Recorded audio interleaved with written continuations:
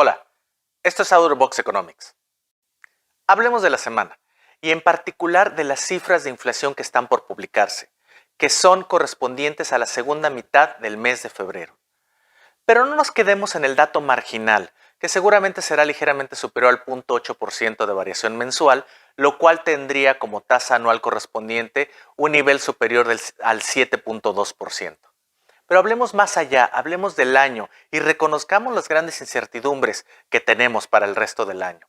Es cierto que las principales presiones vienen de fuera y son de origen tal, sobre todo del lado de la oferta, que no podemos influir sobre ellos. Somos una economía pues pequeña, sí muy abierta, pero no tenemos una injerencia directa sobre muchos de los precios que nos están afectando a nivel local. ¿De qué tamaño es el problema? Como primera escala, déjenme mostrarles dónde está la inflación en exceso. La diferencia entre la inflación que estamos observando en sus pantallas en la línea naranja y la inflación de un año típico, es decir, si tomamos en cuenta el promedio de variación mensual de la inflación de los últimos 10 años y lo definimos como un año típico en la línea azul, la diferencia entre ambas sería la inflación en exceso, lo que se está presentando desde el año pasado, y como pueden ver en el área amarilla, esta es sustancial. Si bien ya no estamos en los picos del cierre del año pasado de 4 puntos porcentuales por arriba de un año normal, todavía estamos en niveles relativamente altos, más del 3.5 puntos porcentuales por arriba de lo que hubiera sido un año típico. Y el problema aquí es no solo qué tanto estamos desviados, sino que tenemos total incertidumbre respecto a si las principales presiones desaparecerán y cuándo van a desaparecer. Ya renunciamos al término transitorio y hoy tratamos de ver hacia adelante. Creemos que se van a moderar, pero no sabemos cuándo. Y esto me lleva al segundo gran punto, que es, sí, el principal origen de estas presiones inflacionarias sigue siendo la escasez de insumos, la disrupción logística, los altos precios de la energía, el corrimiento que se presentó alrededor de las primeras olas de pandemia donde el consumidor migró de los servicios hacia las mercancías y algunos choques idiosincráticos o locales que han venido afectando sobre todo a los agropecuarios. No el único factor, pero ha jugado sobre todo en las últimas cifras. Y también la inflación en la tubería, es decir, aun si estas fuentes hoy terminaran de desahogar esas presiones o de promover esas presiones, habría inflación en la tubería todavía por venir. ¿De qué naturaleza? Por ejemplo, los costos asociados a los ajustes productivos que se tuvieron que hacer en la última ola de COVID, en la ola de Omicron, por ejemplo. El consumo o quizás fuerzas favorables que vendrían de un consumidor que estaría regresando de un consumo intensivo en mercancías hacia un consumo más balanceado, donde los servicios serían favorecidos. O las mismas presiones todavía acumuladas en los costos productivos que los productores, valga la redundancia, todavía tienen que pasar o es esperable que lo pasen a los precios del consumidor.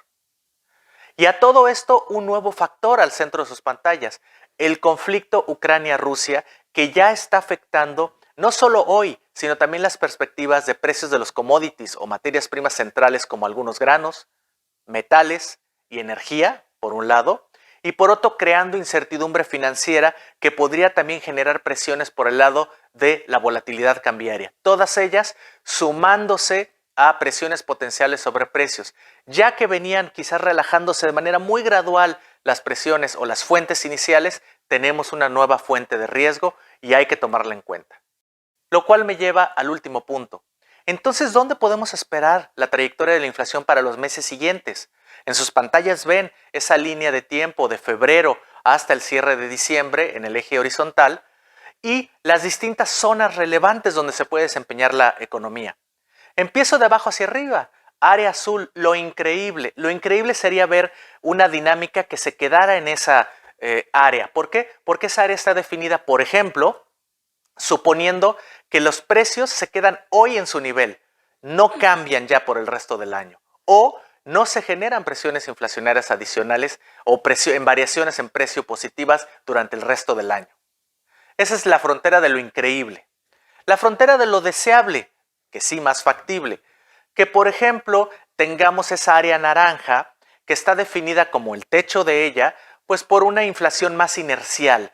Si la inflación, si la trayectoria del INPC continuara con una tendencia similar a la que hemos visto los últimos meses, tendríamos trayectorias de inflación contenidas en esa área naranja.